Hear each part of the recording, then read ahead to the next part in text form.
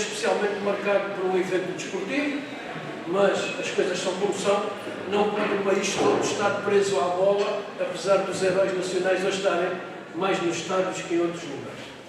A ideia que presidia a esta sessão é, apesar de o livro já ter sido lançado na Assembleia da República, que é o editor do livro, achou-se que a colaboração de uma equipa de professores da Faculdade de Direito, agradeço a presença de alguns dos autores que aqui estão, fazemos também o lançamento da Faculdade de Direito.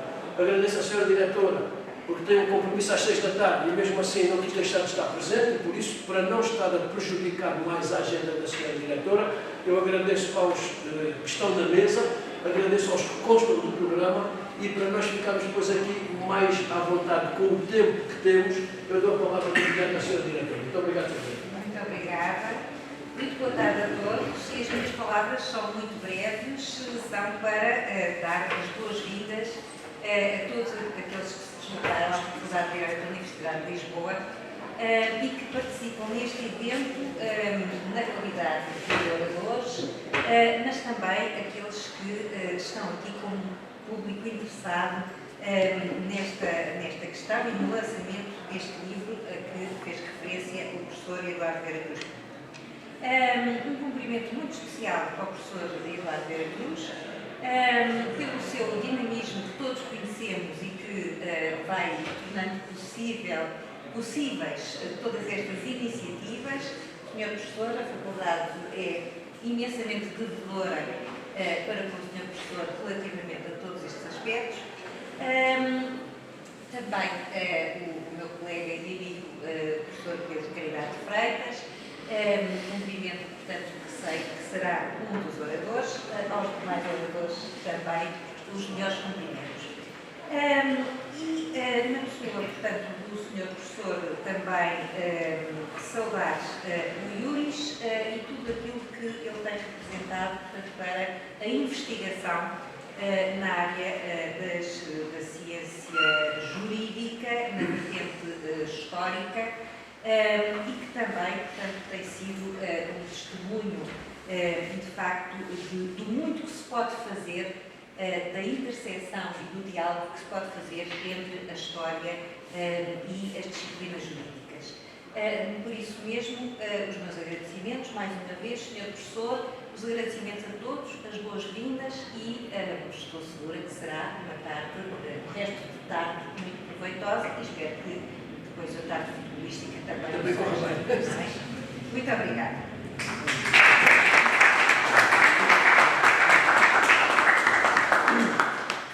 Ora bem, eu pedi ao Sr. Professor Pedro Caridade Freitas que acompanhe a Sra. Professora e, portanto, tem que encarar na perna rã até que ele regresse, porque é ele que vai, é ele que fala de seguida. Nós temos um programa assim dividido. Em primeiro lugar, agradeço, está connosco o Juiz Nelly Silva, muito obrigado. Os investigadores, o professor Filipe Parede Nunes, que, além de ser da direção da escola, também escreveu no livro, por isso, o meu agradecimento, Sr. Professor. Ao grupo dos amigos de Olivença, o agradecimento fundamental, porque o livro é ideia, iniciativa e suor, se me permite dizer assim, do grupo dos amigos de Olivença. Claro que, falado com um dos investigadores do centro, eu sou o coordenador científico do centro, obviamente que não foi difícil, pelo contrário, que todos os professores aderissem à ideia de participar na feitura da obra. E por isso, a obra está aqui. Olivença é um tema, eu não queria adiantar, não sou orador, por isso são palavras breves. Para nós, em termos jurídicos, não restam dúvidas sobre as razões de direito que assistem a Portugal naquilo que é a reivindicação de um território que, por razões várias, que a história explica, mas que o direito não aceita, é um território que ficou do lado de lá porque se partiu da ideia que os rios, numa era global digital, a migração, marcos de fronteira. Sendo assim, o livro corresponde a uma investigação, os historiadores, como dirá o professor Humberto, são para respeitar a partir dos documentos, dos factos selecionados, da interpretação que deles é feita.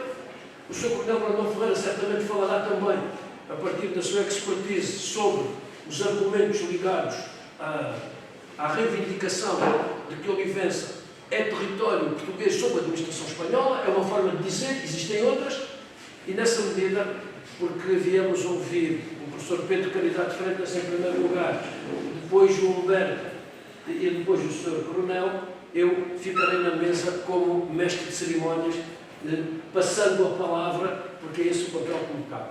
Renovados agradecimentos por estarem presentes. Sr. professor Pedro Caridade Freitas, a palavra.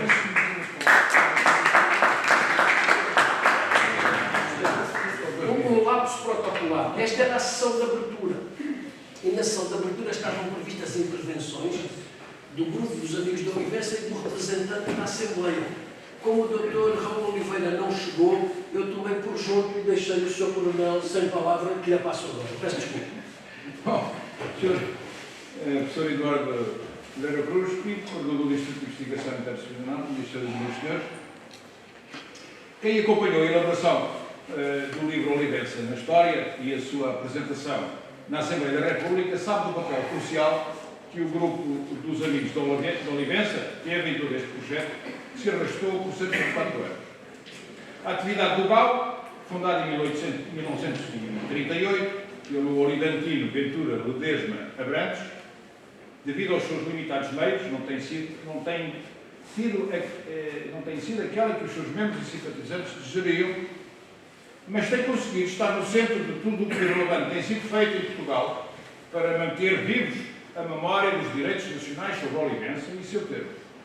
E não poucas vezes substituídos aos órgãos do próprio Estado português, sem embargo, de nunca terem ido contra os seus desígnios.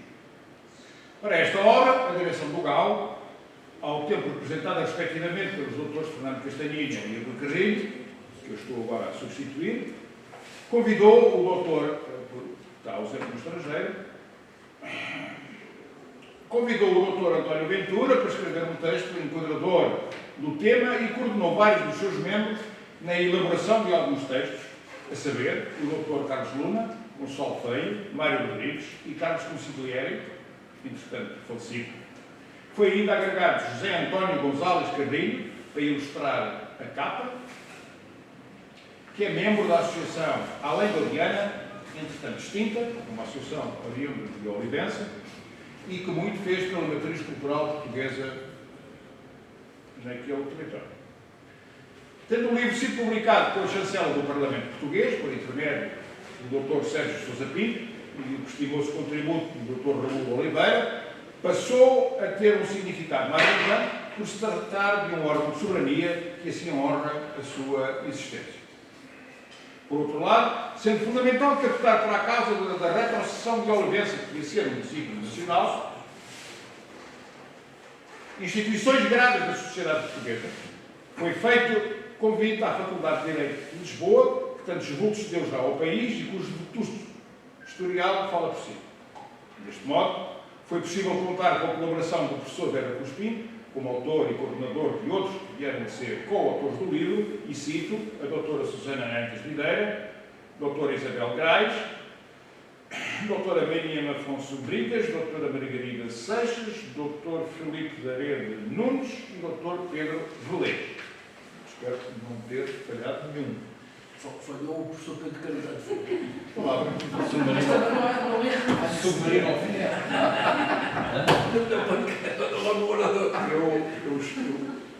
Eu juro, vou redimir com 10 frações de braços. Foi para o local uma grande honra poder contar com a sua contribuição inestimável na consecução deste projeto. Bem-ajam por isto. Mas para a boa finalização dos objetivos do GAU, que se podem resumir em levar a Espanha a cumprir os tratados que assinou e restituir o que não lhe pertence de direito, ou seja, o retorno à soberania nacional portuguesa da Vila de Olivença e seu termo, não nos podemos ficar pelo livro que ora se apresenta, mas ir muito mais além. Esse é o recto que aqui deixo. Hoje, porém, é dia de nos congratularmos com o que conseguimos juntos e que não é só. Muito obrigado.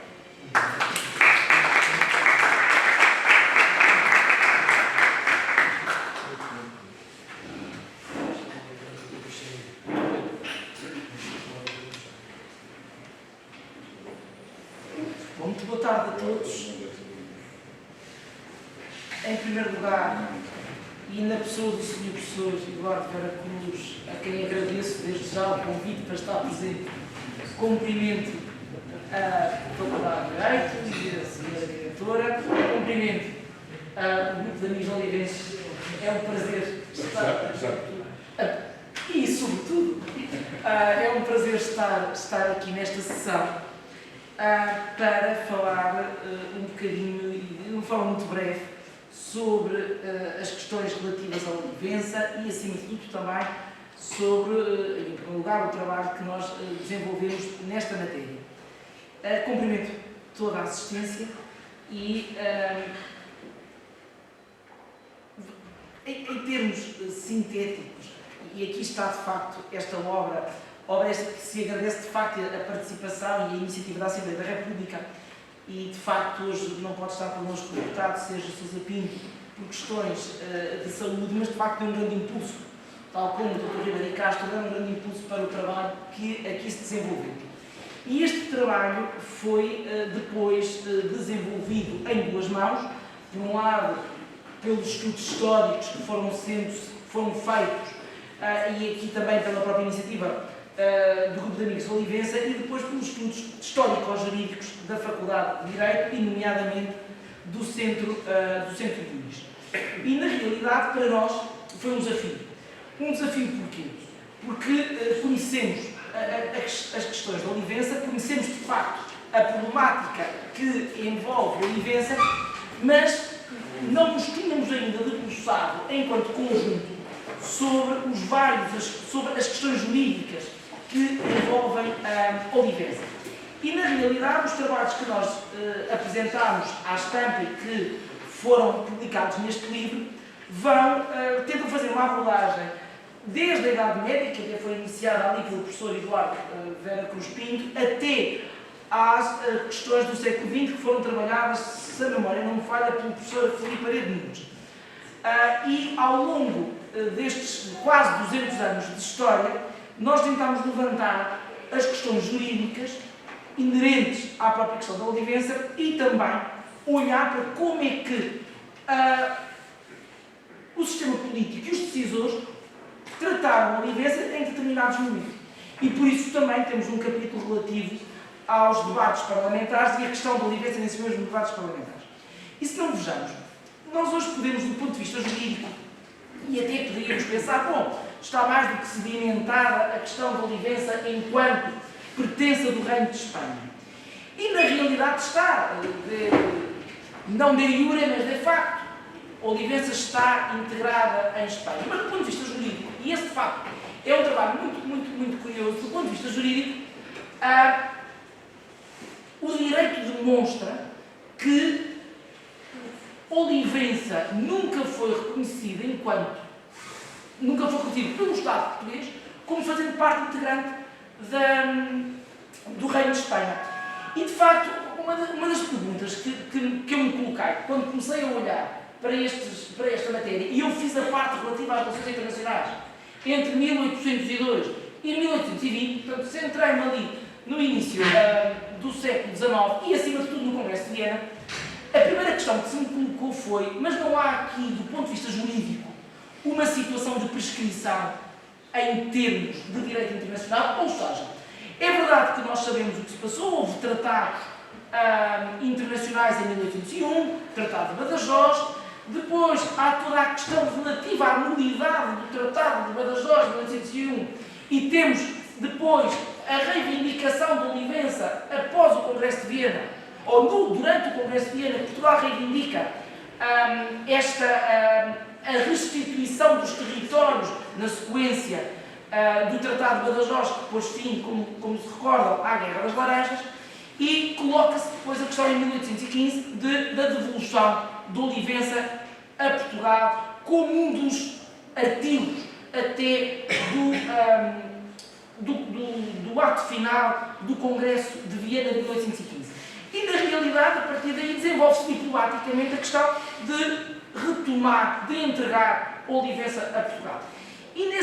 Nessas várias negociações, que são do ponto de vista jurídico ou diplomático muito interessantes, porque Portugal, pelo menos até nas primeiras e segunda década do século XIX, coloca na sua agenda, e colocar na agenda significa em todas as conversas e negociações que tem com as várias potências europeias, no âmbito do próprio Concerto Europeu, coloca Olivença na agenda diplomática, na agenda política, e repara, colocar na agenda significa, por exemplo, nos tratados de casamento entre as infantas portuguesas com o rei de Espanha e o infante de Espanha, há uma cláusula relativa à devolução de Olivença, mas na realidade a Olivença não é devolvida. Não é devolvida e, não obstante todas as pressões internacionais que Portugal tenta fazer, não havia grande interesse de Espanha em devolver, e também não é um tema que canalize o interesse das potências internacionais, leia-se do Concerto Europeu, de forma a devolver Olivença. E nós poderíamos pensar, muito bem, há um tratado internacional que nos leva que obriga a Espanha a devolver Olivença, e esse tratado não é cumprido. Mas é um tratado de 1815. Então nós estamos em 2022. Poderemos então nós dizer que esse tratado já não tem vigência porque, ao abrigo do próprio direito internacional, entendemos que Olivença acaba por fazer parte do Reino de Espanha por prescrição, ou seja, o decurso do tempo leva a uma situação que de iure passa a ser uma situação de facto. E poderia ser assim, até porque nós sabemos que os internacionalistas, desde sempre, têm dito que a prescrição se opera ao fim de 100 anos. E, portanto, ao fim de 100 anos, pode-se adquirir aquele território por prescrição.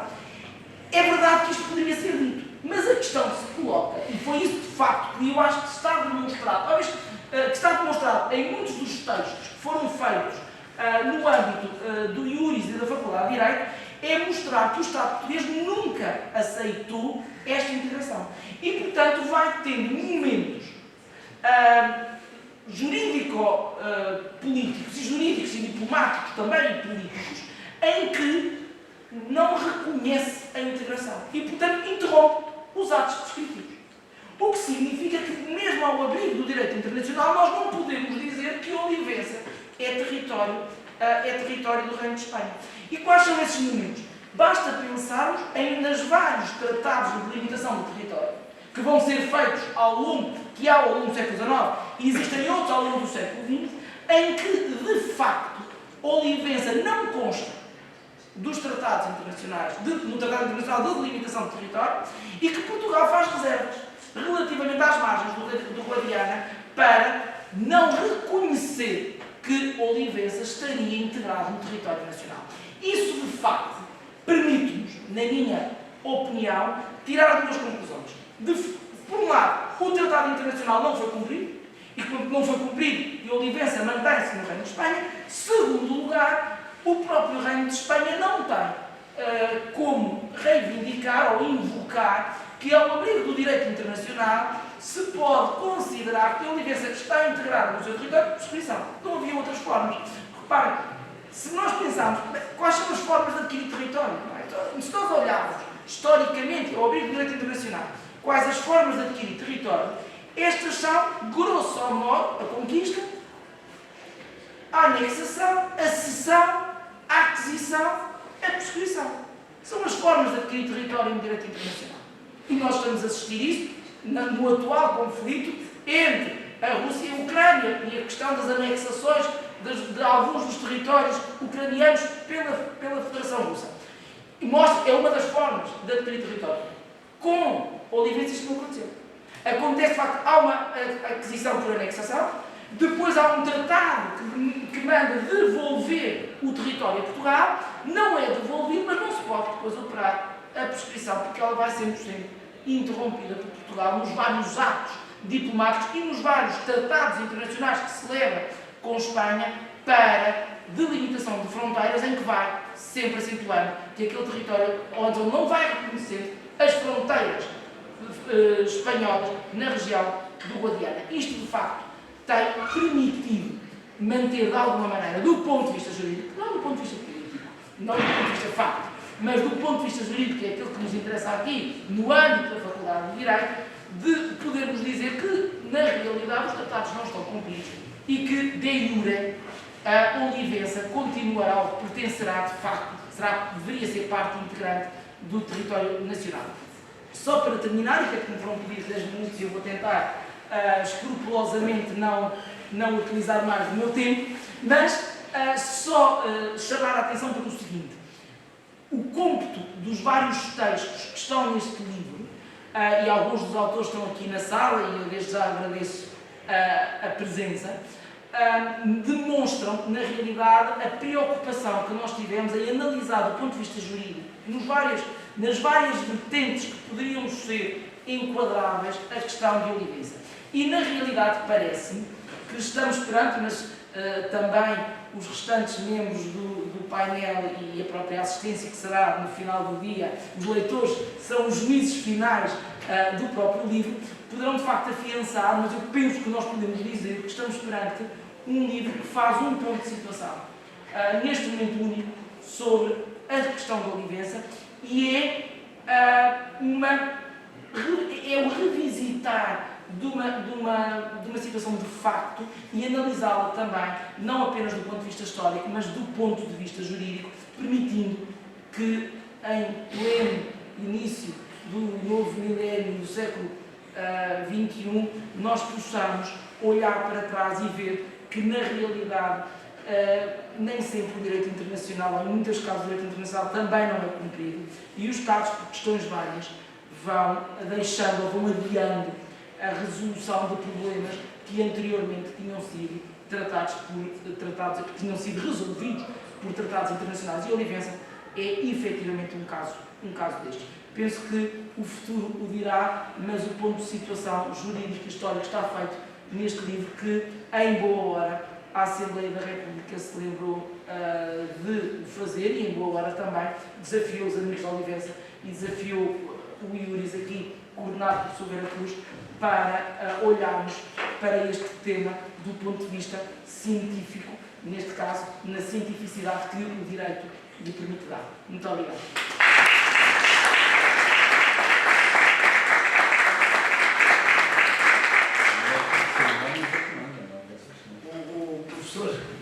O professor Pedro Caridade Freitas fez aqui uma boa síntese daquilo que foi o contributo dos professores da faculdade. Nós não tínhamos nenhum propósito inicial, fizemos as nossas investigações e cada um concluiu o que tinha que concluir.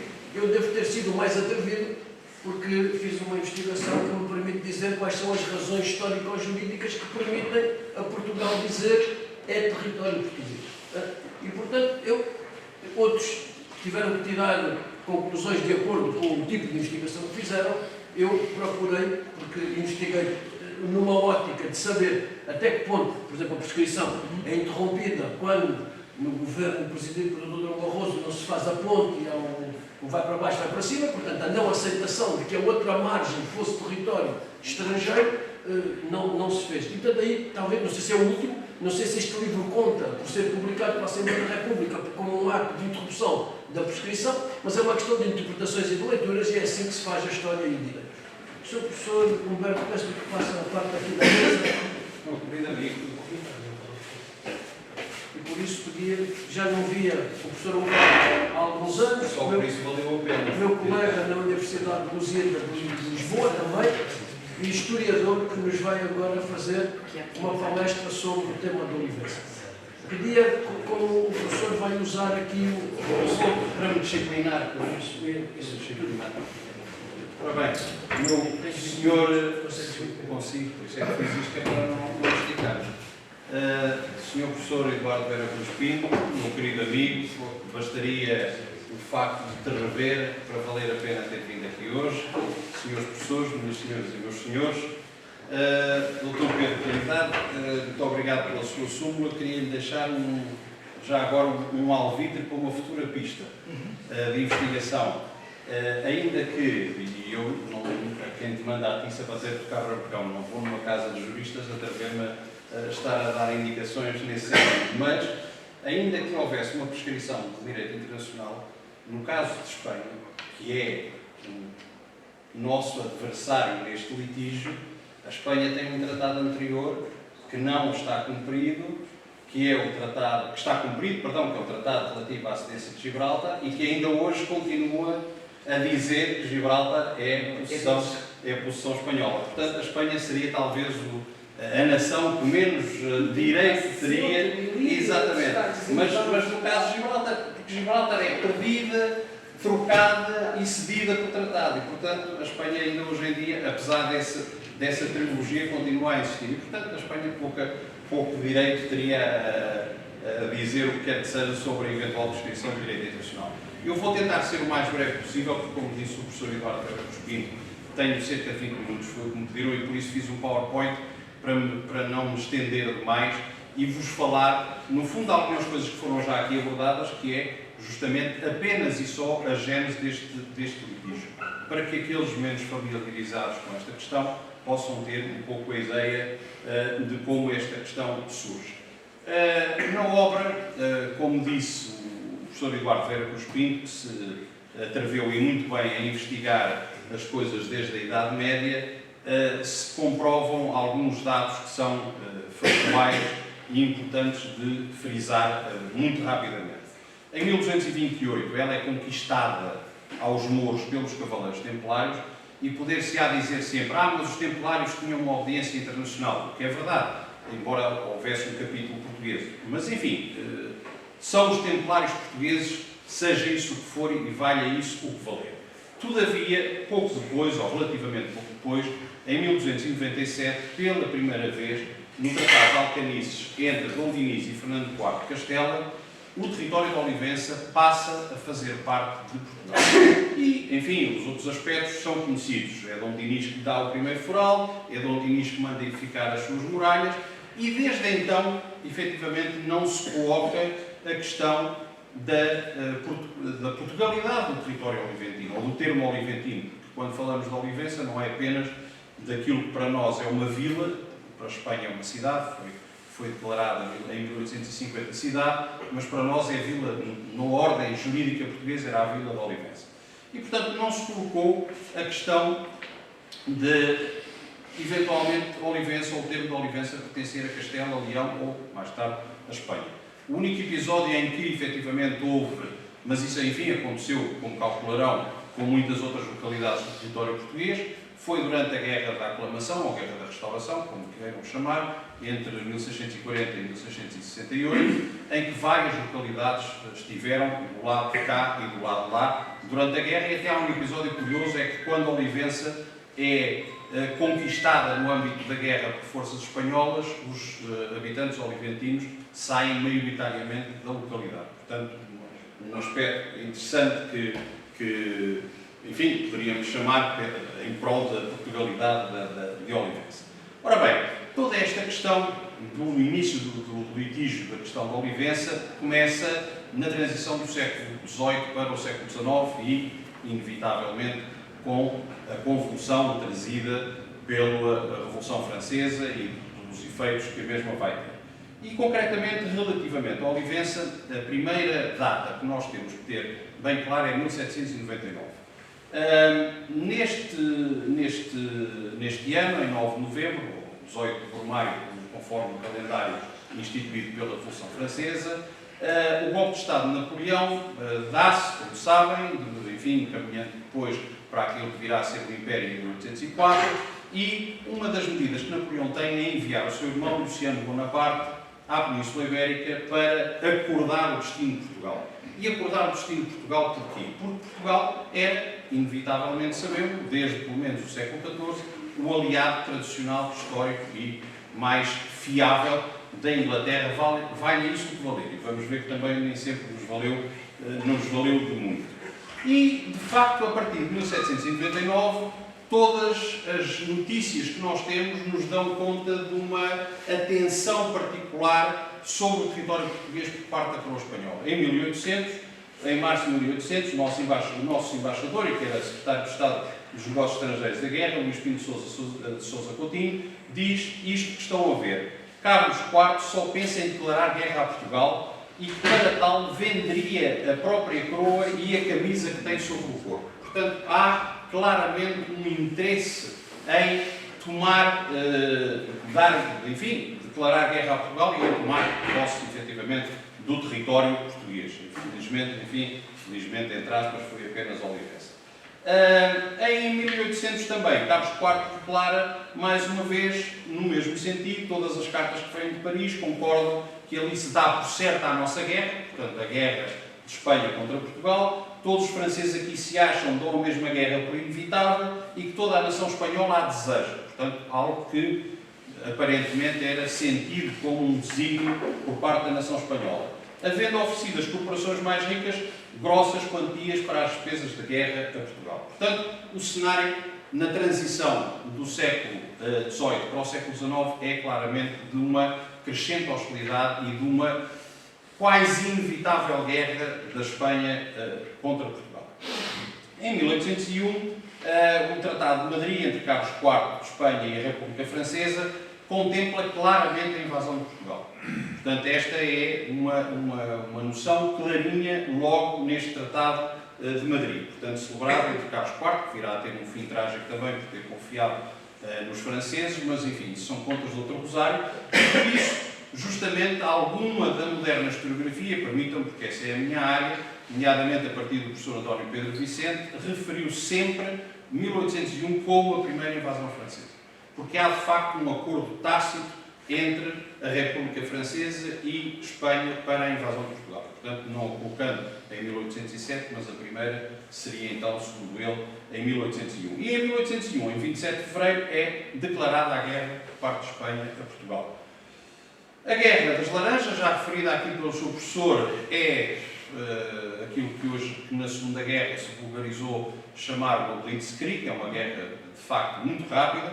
A estrutura militar portuguesa estava, enfim, confiada ao velho Duque de Lafões, estava nas ruas da amargura. As tropas portuguesas são apanhadas de surpresa, embora fosse evidente e claro que estava iminente a invasão de Portugal.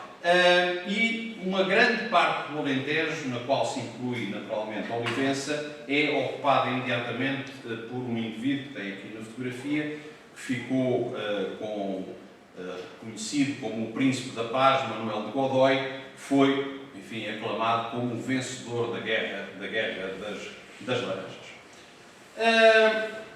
Já referido aqui também, em 1801, 6 de junho, Luís Pinto de Sousa é forçado, eu gostava de carregar bem nesta palavra, é forçado a celebrar o Tratado de Badajoz, enfim, sob pena de as conquistas não serem apenas aquelas e, efetivamente, as forças franco-espanholas continuarem a sua ofensiva no território português, e por este tratado que Luís Pinto de Sousa é obrigado a celebrar, nós cedemos Olivença à Espanha. Manuel de Godoy era um homem ali da Extremadura e, portanto, esta era a sua coroa de glória, poder ocupar, efetivamente, esta praça de tanto simbolismo para, enfim, e como já aqui foi referido também, para lá do rio, não é? Repondo aquilo que seria a lógica da fronteira natural. Todavia, este tratado tem um artigo importante, o artigo 4º, uma cláusula decisória, que estabelece que qualquer violação do tratado conduziria à sua anulação. E, portanto, se tratava de um tratado de paz, a guerra subsequente virá, naturalmente, a anular este tratado. E esse cenário começa-se a vislumbrar em 27 de outubro de 1807, quando, em Fontainebleau, a França e a Espanha assinam um tratado sinistro e tenebroso para Portugal, que estabelece, pura e simplesmente, a divisão do nosso território, como ali estão a ver, um reino da Lusitânia setentrional que seria dado, porque o rei já tinha morrido, à rainha da Etrúria, Maria Luísa de Bourbon, um enorme depósito que vem ali a amarelo, praticamente a quase totalidade de Portugal, que seria depois distribuído quando se chegasse à paz final, e o Principado dos Algarves, como não poderia deixar de ser, para o ambicioso Manuel de Godoy, que não tinha ficado contente com apenas a praça de Olivença. Em 17 de novembro de 1807 dá-se a invasão de Portugal por tropas franco-espanholas. Gostava de sublinhar este facto. Nós, vulgarmente, falamos em invasões francesas, mas o contingente que invade Portugal é constituído por tropas franco-espanholas. Portanto, tropas francesas e tropas espanholas. O que determina, desde logo, a nulidade do Tratado de Paz celebrado anteriormente. Enfim, alegam os espanhóis, que pouco depois nós espanhóis também nos rebelámos contra os franceses, mas isso nada tem a ver com isto. De facto, em 1807, essa invasão é franco-espanhola. Em 1808, enfim, ante o avanço das forças francesas ou franco-espanholas, neste caso era sobretudo uma coluna francesa sobre a capital, como sabem, o Porto embarcou para o Brasil, e em 1 de maio de 1808, o príncipe regente Dom João publica, no Rio de Janeiro, um manifesto repudiando e declarando a nulidade do Tratado de Badajoz. Ainda que não estivesse, ou que não fosse já nulo pela invasão, entretanto, ocorrida, ele é formalmente declarado nulo pelo príncipe regente.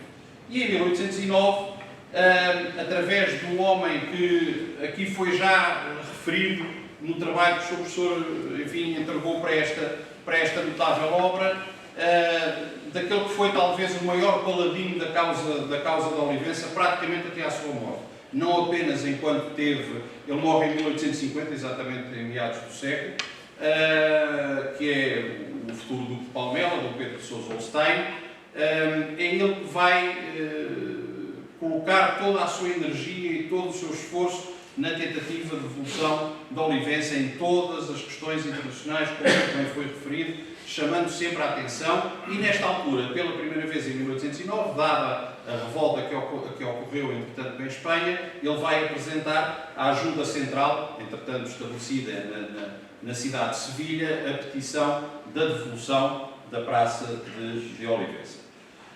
Em 1810 há um tratado muito interessante e muito curioso, que é um tratado de aliança e amizade luso-britânico, em 19 de fevereiro, em que a Grã-Bretanha se comprometia, e há pouco eu dizia-vos que os nossos aliados, enfim, nem sempre se mostraram particularmente generosos connosco, em que a Grã-Bretanha se comprometia a auxiliar Portugal a recuperar a Olivença, reparem, recebendo em troca, desinteressadamente, claro está, a exploração por 50 anos daquilo que seriam as feitorias na altura, ou os estabelecimentos comerciais portugueses, como queiram chamar, de Bissau e do Cacheu, na Guiné. Portanto, desinteressadamente, no âmbito deste tratado, a Inglaterra comprometia-se a envidar esforços para que Portugal recuperasse a Olivença e receberia esta contrapartida simpática da parte da coroa portuguesa.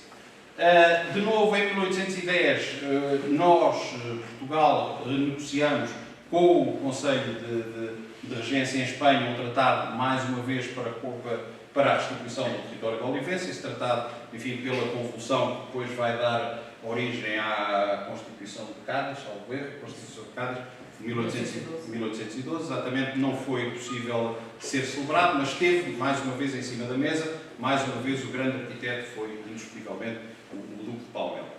Em 1811, dá-se um episódio muito curioso. Em 15 de abril, as forças portuguesas, no contexto das invasões, conquistam o território da Olivença.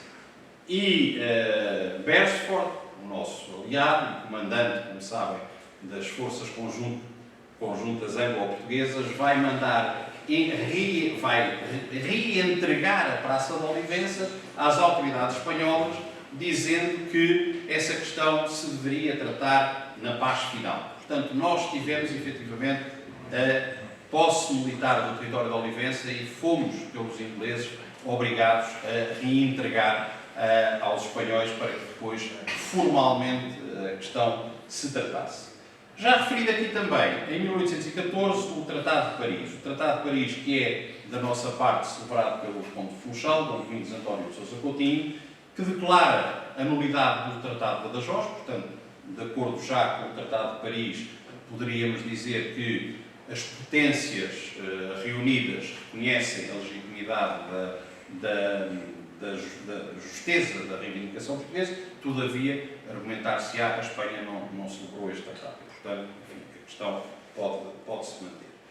A ata final do Congresso de Viena de 1815, no artigo 105, já referido também, reconhece a Portugal o direito à posse da Olivença e aconselha a Espanha a restituí-lo o mais rapidamente possível. E este é, indiscutivelmente, um grande marco jurídico. Todavia, uma vez mais, a Espanha ratificou isto? Não.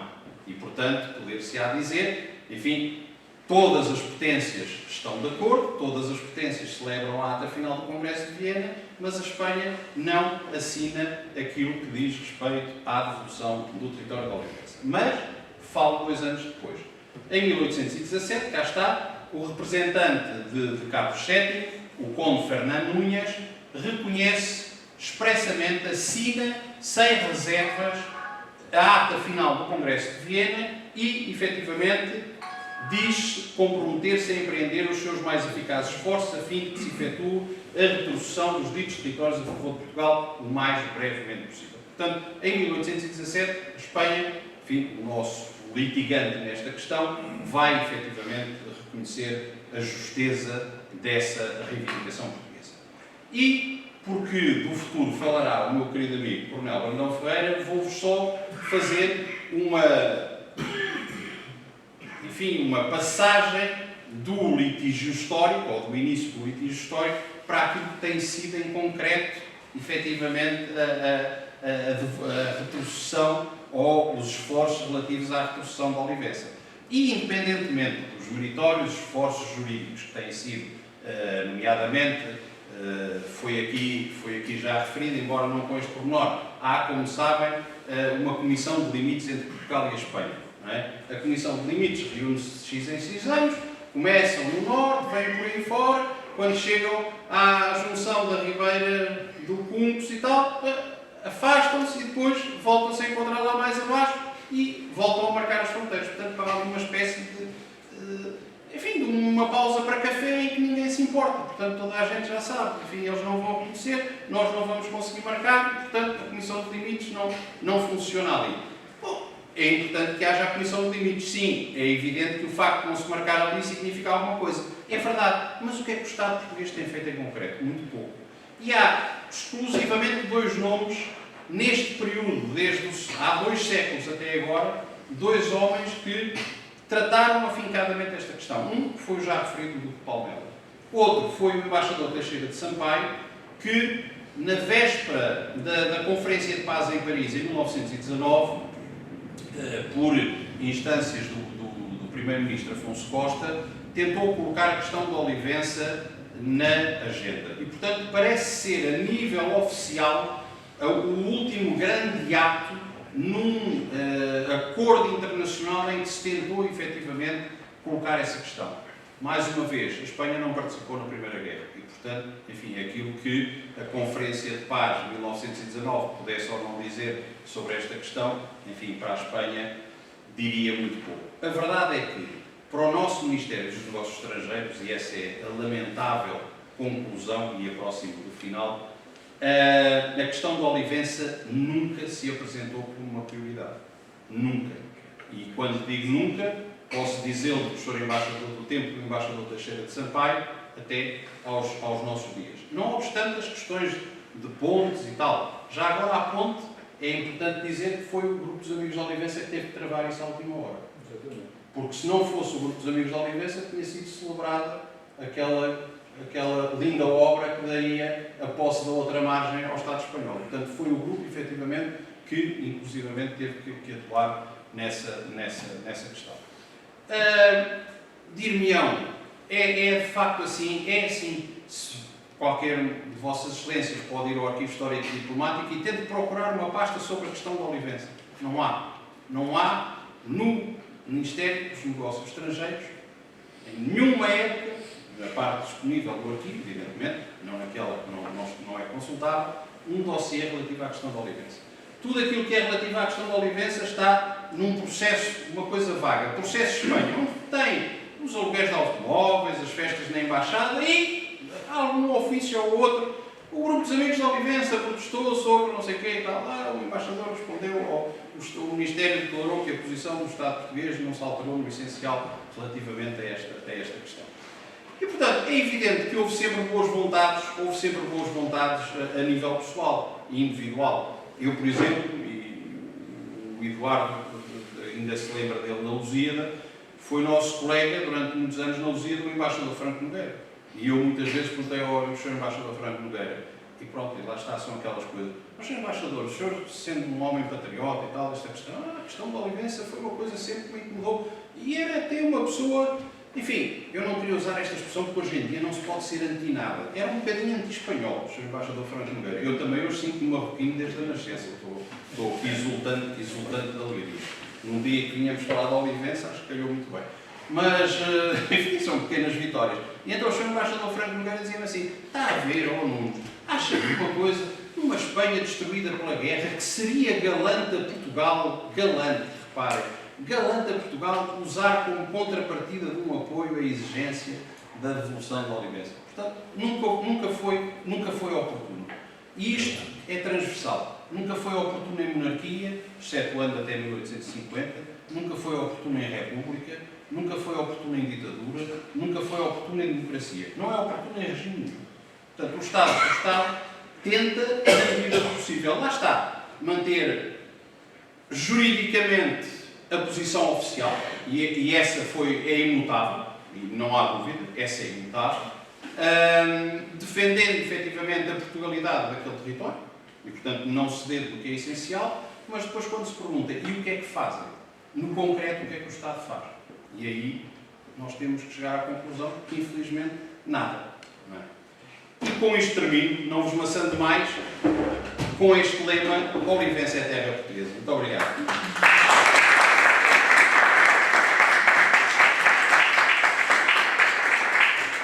Obrigado, Sr. Professor. Obrigado. Note que está presente o Dr. Raul Oliveira, sem o qual este livro dificilmente seria feito. Dr. Raul Oliveira, penso que falo em nome também do Grupo dos Amigos de Olivença, agradecer todos os cuidados que teve, a sua paciência, a forma sempre diligente e simpática com que nos recebeu na Assembleia e, por isso, o agradecimento daqueles que aqui estão, quer ao Sr. Deputado Sérgio Sousa Pinto, a quem se deve também, como se nota logo na abertura do livro, a iniciativa de publicar o livro.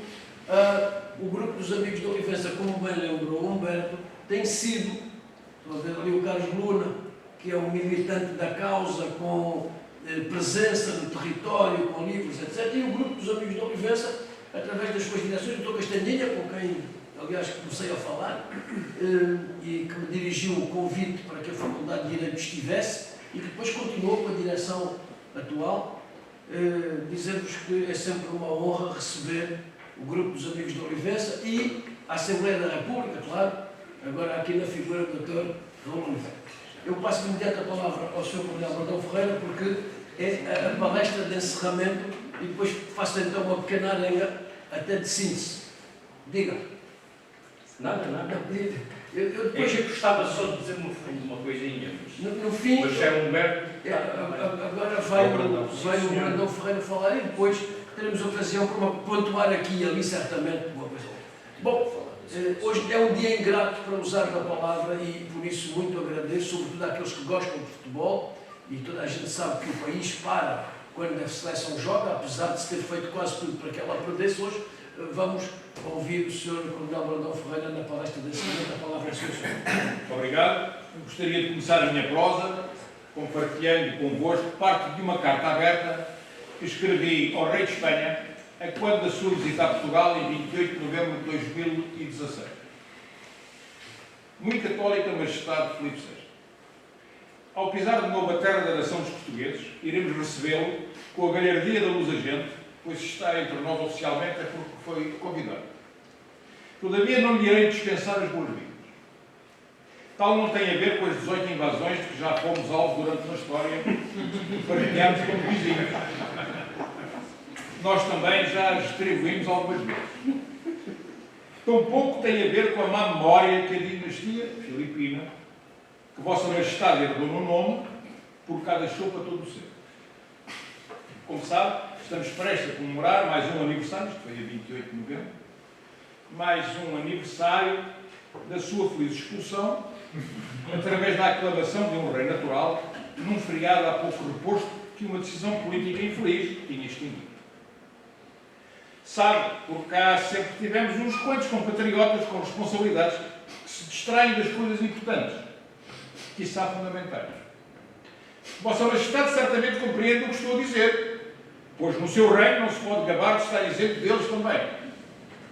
Aquilo que me leva a não lhe dar as boas-vindas tem a ver com o facto da Coroa e da República Espanholas não terem restituído a Portugal a portosíssima Vila de Olivença, seu tempo, que ocupam ilegalmente, mas no militar, desde 1815, eu diria desde 1860. Vossa Majestade sabe certamente os contornos do caso e tem seguramente à mão excelentes diplomatas e historiadores que lhe podem dar conta dos pormenores. Vou apenas recordar o que um deles, Frederico Trilho e Figueiroa, ao tempo Presidente do Congresso dos Deputados, disse em 12 de setembro de 1997, no Mosteiro de Santa Maria de Aguiar, Castelo Rio, nas comemorações dos 700 anos do Tratado de Algeciras. Disse ele, na questão de Olivença, a Espanha não tem feito. Espero ter ilustrado o ponto. Se nada mais fizesse, o reinado de Filipe VI já teria algo importante no balanço do deve e do haver, ao tratar este assunto como deve, e limpava uma nota que não ilustra a nobreza dos povos que o século de Castelo foi unido ao longo dos séculos. Com este caso resolvido, ou seja, pela retrocessão dos cerca de 450 km², na modalidade a acordar entre Estados e nações que se desejam amigas e colaborantes. Deus guarde a vossa Majestade. Como afirmou Jaime Cortesão, Olivença pertence, pois, em corpo e espírito, a Portugal. Procurando firmar bem esse facto, cumpriremos um singelo dever de português. Estou aqui a fazer. Ou nós todos estamos aqui a fazer. A questão de Olivença, como é conhecido o conflito entre Portugal e a Espanha sobre Olivença e seu termo, representa uma usurpação dos direitos territoriais e soberanos portugueses. Uma vergonha em termos de direito internacional. Uma mácula auto-infligida na honorabilidade do Estado e das diferentes populações que constituem a Espanha. E uma chaga viva na nação e pátria portuguesa. É uma questão que se arrasta desde 1801, sem que a Espanha, que continua a ocupar ilegalmente a Olivença e seu termo, tenha sequer uma réstica razão para o fazer desde 1806. A postura do Estado português desde 1841 é de complacência e conciliação, dado que se tem remetido à posição oficial de não reconhecer a administração espanhola do território, mas abstendo-se de, sobre o assunto, que é importante, tomar qualquer iniciativa para resolver. É uma posição de tal forma peculiar que não parece ter em qualquer parte do mundo algo que se lhe possa assemelhar. O que se deve então fazer? Pois, cumprir o artigo 6º da Convenção de Viena sobre o direito dos tratados, que começa por dizer pacto sunt servanda, ou seja, os tratados são para cumprir. E acrescenta, todo o tratado em vigor vincula as partes e deve por elas ser executado de boa fé. Em todas as constituições portuguesas desde 1822 até à atual de 1976, e lembro que houve diferentes constituições de 1826, 38, 1911, 33, existe apenas um único artigo que, com algumas diferenças de escrita, é idêntico em todas elas. A versão atual diz assim, artigo 5.3. O Estado não aliena qualquer parte do território português ou dos direitos de soberania que sobre ele exerce sem prejuízo da ratificação de fronteiras. É o que está escrito. E houve 5 revisões e não foi mudado. Diz que os constituintes o escreveram a pensar exclusivamente na questão da Olivença. Se pode perguntar isto ao professor Jorge Miranda, que foi um dos principais autores. Mas até hoje, ninguém tirou as devidas consequências que tal implica. E era por rever a Constituição da República que se deveria encetar um plano político e estratégico atual para se reaver a Olivença. Pois Olivença é terra portuguesa. Para dar força ao propósito, que tem de nascer de uma vontade política, as forças políticas em Portugal, que têm desprezado o facto de uma parte do território nacional estar cativa de uma potência estrangeira, deviam unir-se para votar uma alteração à Constituição, no sentido de lhe acrescentar um artigo em que se dissesse algo parecido com isto. Olivença e seu termo são território português, temporária e indevidamente sob a administração do Estado espanhol. O completo retorno deste território à soberania portuguesa deve ser objetivo indeclinável dos órgãos de soberania nacionais por todos os meios ao seu alcance.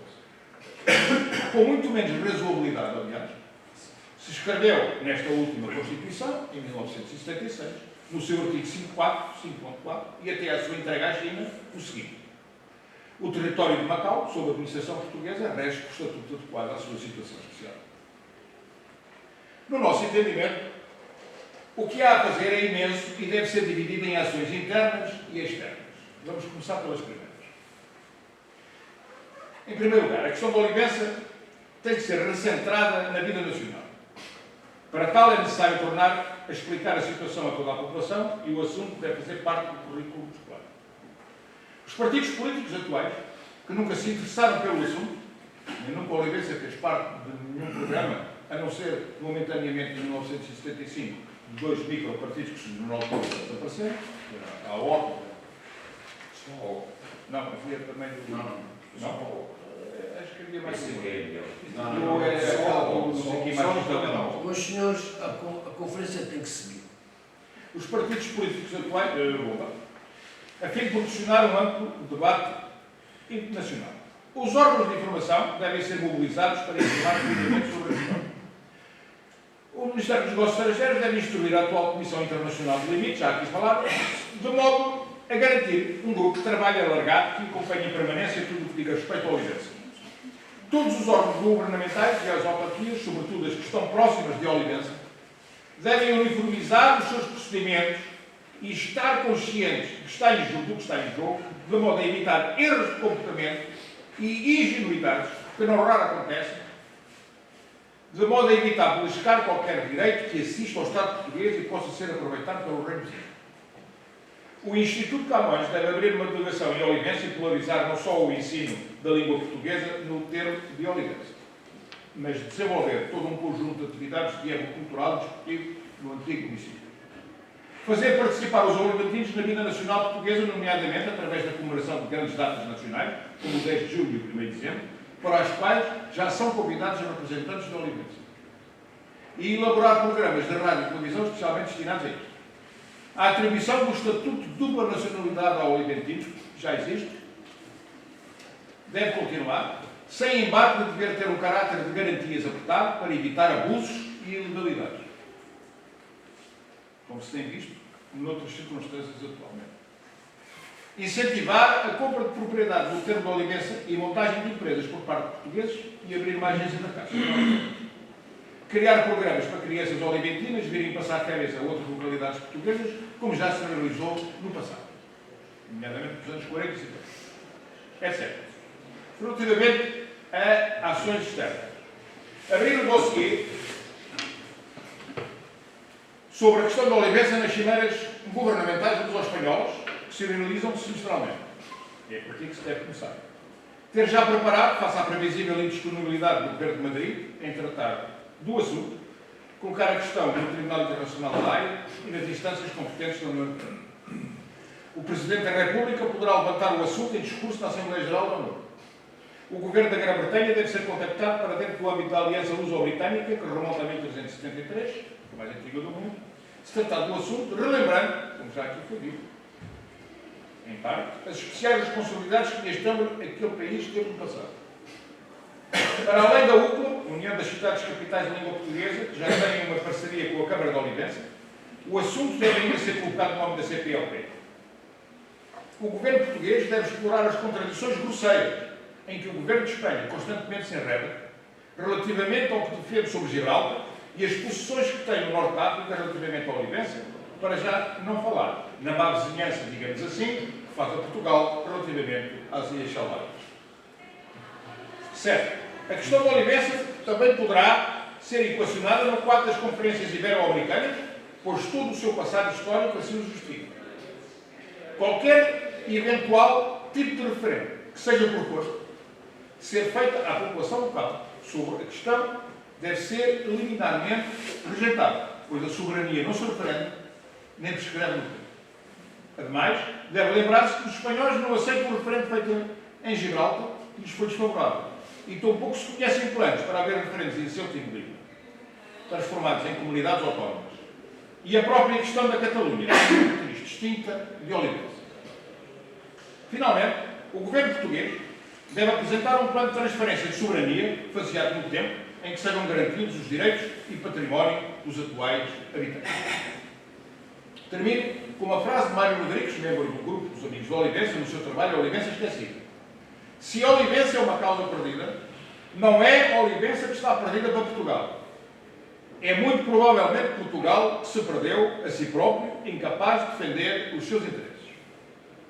Em conclusão, volto a frisar a frase de Frederico Trilho e Figueiredo. Na questão de Olivença, a Espanha não tem defesa.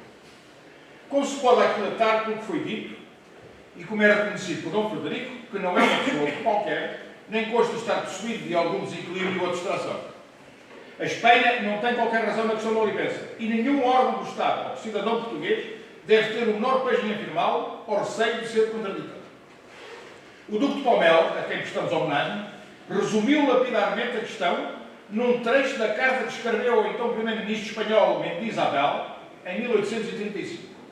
E cito: direi finalmente que a Espanha, como signatária do ato final do Congresso de Viena, reconheceu da maneira mais positiva, num dos artigos do Tratado, os justos direitos da Coroa de Portugal à Praça de Olivença. E, portanto, não lhe é decoroso o continuar a desatender aqueles direitos depois de os haver especialmente reconhecido. Reforço o termo decoroso.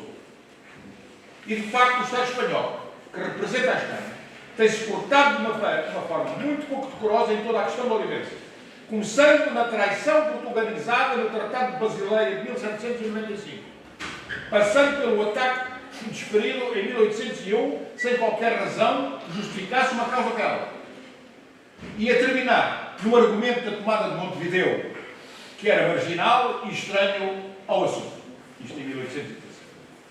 Só para citar estes. Deste modo, menos se entende a apatia que tomou posse das autoridades portuguesas e que foi transversal a vários regimes. E lembro, a monarquia constitucional, a Primeira República, a ditadura nacional, entre 26 e 33, o Estado Novo e agora o chamado Estado de Direito Democrático, resultante da Constituição de 1976, que encontram sempre aparentemente uma desculpa de que não é um momento oportuno. Pelos vistos, nunca vai haver um momento oportuno, pois se até em 15 de abril de 1811, como aqui referido, quando tropas portuguesas ocuparam Olivença, expulsando lá os franceses, e as tropas espanholas já tinham retirado, os ingleses, por via do Elim e seu irmão, que era embaixador em Madrid, usaram o mesmo argumento para mandar retirar os militares dos de lá, deixando regressar os espanhóis, e também ficou a promessa de se resolver mais tarde. E assim as conveniências de índole política se vão sobrepondo às jurídicas e ao que é de justiça e de direito. E desta feita chegamos à atualidade em que a posição oficial do Estado português é de acomodação, assumida apenas e com pouca veemência, que não reconhece o atual status quo e que Olivença, sob o ponto de vista jurídico, pertence a Portugal e por aí se quer. Na fronteira luso-espanhola, aquela definida pelo Tratado de Alcanides, cujos 700 anos foram condignamente celebrados por uma das partes, a mais antiga e estável em todo o mundo, continua maculada, pois faltam colocar no seu devido lugar 100 marcos fronteiriços que a definem desde o número 801 ao 900. E creio que não pode haver melhor momento do que hoje, dado todo o mundo afirmar que as relações entre Portugal e a Espanha nunca foram tão boas. Ora, entre amigos deve haver a franqueza e a lhaneza de colocar os problemas que possam existir e ninguém tem que levar isso a mão. Até porque Madrid tem uma estratégia global para o mundo e defende com unhas e dentes todos os seus interesses. E neste ano é o tempo e a lacidão que têm sido os seus maiores aliados. Mas isso não lhes dá qualquer direito, pois Olivença é terra portuguesa. Termino com um grito de alma, que ficou gravado em azulejo, aliás não podia ser mais português, na casa de um hemiciclo defensor da causa de Olivença, o Coronel Rodrigo Figueiredo Pereira Botelho, em Campo Maior, freguesia de Nossa Senhora da Expectação. Dizia eu, nesta casa vive a aventura e a esperança da história pátria, não perturbes a sua paz. Se és meu amigo, Deus te guia. Se és português, Deus te guarda. Se és alentejano, Deus te salve. Mas se és de Olivença, entra, meu irmão. Esta casa é sempre tua. Aqui vive-se junto ao céu. A alma alimenta-se da imponderável fé. O coração sonha e adormece olhando o mar. É a saudade lusíada do passado. É o culto da pátria que só Deus mantém inalteravelmente. É Portugal, aquecendo o peito e o fogo nos cantos de Camões. É o pensamento místico da alma. É a fé do patrono Nuno Alves. Lá os Deus. Os portugueses nunca deviam esquecer estas palavras. Muito obrigado.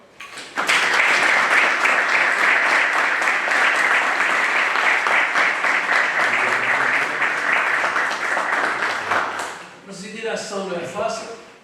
Agradeço aos três as intervenções que fizeram. Não está previsto que o público use da palavra, mas não sei se o Carlos Luna, por uma breve intervenção, uma brevíssima intervenção, É uma brevíssima intervenção. em virtude dos seus anos de militância em favor da causa da Olivença Portuguesa. Então posso agora lançar Faz favor. Eu insisti em falar há 34 anos que vou a Olivença. E, portanto, tenho um certo conhecimento da situação atual do território. A situação atual do território, desde a década de 1930, 40, foi de, na outra palavra para escrever isto, limpeza sistemática das mentes dos oliventinos. Ou seja, provocar o esquecimento da cultura, da língua, das tradições portuguesas. Em Olivença, estamos a falar com pessoas com o apelido Pires, Vidigal, Marçal, que não sabem uma linha da história de Portugal, nem quem sabe disso, da própria Olivença. Não há uma rua em Olivença que se refira aos heróis nacionais, e muitos foram. Vicente Lusitano, para umas feitas para o maestro Feitas Branco, foi o maior músico de toda a história, ninguém ouviu falar. Acho que não foi um herói dos Olivenças. Ou seja, nas ruas, só dar um último exemplo, há uma rua Dom Manuel I. E o Dom Manuel I é que mandou fazer a Igreja da Madalena, que é uma igreja manuelina. Depois foi substituído o nome por Caia Reis Católicos. Epá, isto é uma coisa, é colonialismo puro e duro. Porque os reis católicos nunca foram reis em Olivença. A Praça do Calvário, onde oliventinos resistiram, mulheres oliventinas deram a vida em 1661, em 17 de setembro, para que os espanhóis não entrassem na praça, está Passeio Pissarro, um conquistador espanhol. Na Praça do Castelo está Hernán Cortés. Eu acho que é urgente, professor, pressionar o Estado português no sentido de, pelo menos, chamar a atenção às autoridades espanholas, que é a minha opinião, para acabarem com esta situação que se pode classificar, sem querer ofender ninguém, como uma palhaçada e um ato colonial do mais descarado que se possa imaginar. Isto é impossível. Que um povo desconheça em 99% da sua história é interior. Por isso, a questão do referendo nunca se pode colocar. Como colocar esta questão a uma população que tem sido moldada, por exemplo, os pais falavam português, mas falavam castelhano para os filhos, na época do franquismo, para eles conseguissem emprego, falassem português, eram sair. E assim se castelhanizou a Olivença. E esta situação, apesar da abertura cultural que tem havido e que nós saudamos em Olivença, não vai ao ponto de ensinar aos jovens oliventinos na escola os seus heróis, o seu papel, se não existe. Epá, isto é uma coisa que dói. Nós podemos gostar ou não da nossa história, mas pronto, sempre minimamente. Estamos a falar com um oliventino. E ele a dizer-nos que a história dele é mentira, é qualquer coisa, e a mim deixa-me profundamente mal disposto. Pronto, era só. Obrigado.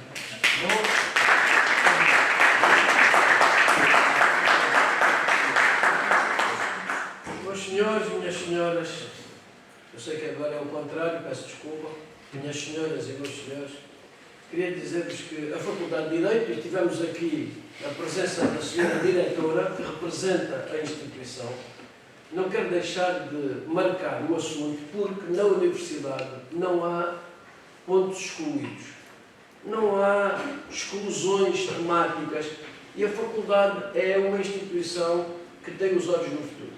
Uma universidade está sempre à frente do seu tempo. E numa faculdade de Direito nós lembramos que o direito é um instrumento de justiça, não é um instrumento de governo. E daí que o futuro da Olivença esteja necessariamente preso à investigação jurídica. e à sustentação com argumentos de jure daquilo que pode ser amanhã um retorno de Olivença ao território nacional, de onde só saiu pela força bruta. E o direito é o contrário da força. Sendo assim, fica uma mensagem de esperança, dizendo que estaremos certamente a preparar um novo livro sobre revisão constitucional, sobre comentários dos tratados. Os livros são o alimento das nações, da alma das nações. E por mais que se gaste muito dinheiro a comprar outro tipo de artefactos, serão sempre os livros a fazer a história e o futuro. Sendo assim, até Olivença. Muito obrigado.